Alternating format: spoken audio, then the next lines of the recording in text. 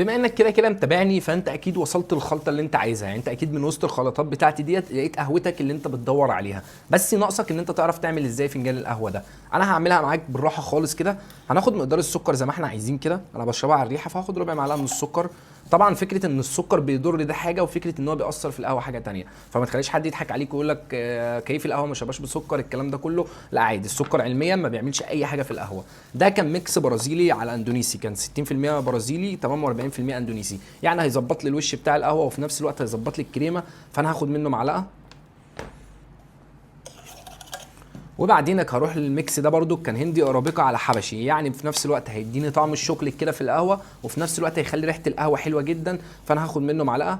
فاحنا كده ظبطنا القوام بتاع القهوه، خليناها كريمي، ادينا لها طعم كويس جدا، ريحتها هتبقى عاليه جدا. وبعدينك هاخد تلج. انا ليه باخد تلج؟ انا باخد تلج علشان يحصل حاله تشبع بين جزيئات البن وجزيئات الميه، فبالتالي القهوه تستوي كويس جدا وتاخد حقها على النار. فانا هحط الاثنين التلج بتوعي، وبعدينك هزود القهوه بتاعتي عادي جدا. ميه عاديه بقى من الحنفيه ايا كان يعني، او ساقعه. بس عامه خد بالك ان الميه تكون كويسه ونسبه الاملاح فيها ما تكونش عاليه، عشان القهوه بتاعتك بتفرق جدا لو ميتها كويسه. المهم هنقلب القهوه بتاعتنا كويس. ابدا رجها كويس بقى على حسب، هي مش هتقلب بمعلقه، فانت حاول ان انت ترجها بايدك كده. طبعا قهوتك فبراحتك، عك براحتك يا زميلي.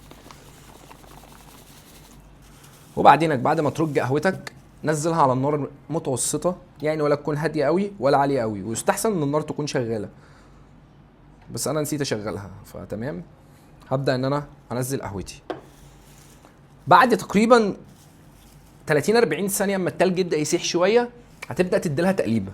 ماشي، انا طبعا هقلبها عشان اقفل الفيديو وبعدها انزلها معاكم.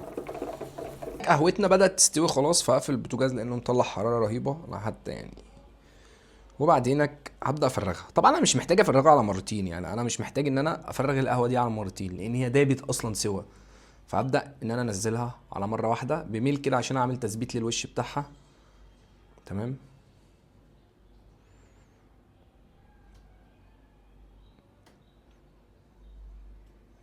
انا نفسي تشم الريحه اللي انا شاممها، فاهم؟ ريحه الحبشي ظاهره قوي في القهوه. القهوه تقريبا قوامها يعني مش عارف اوصفها لك عامله ازاي، بس تقريبا القهوه قوامها عامل ازاي. ريحتها ممتعه بجد، بجد الريحه بتاعتها ممتعه، يعني انا مستمتع. ابدا ادوقها. مش جديده يا قهوتي يعني، بس طبعا رائعه.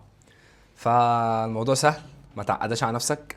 ولو انت ما تعرفنيش فانا علاء فوده، وبقدم لك محتوى عن القهوه، بعرفك كل خلطاتها، وبعرفك ازاي تعمل فنجان قهوه يناسبك.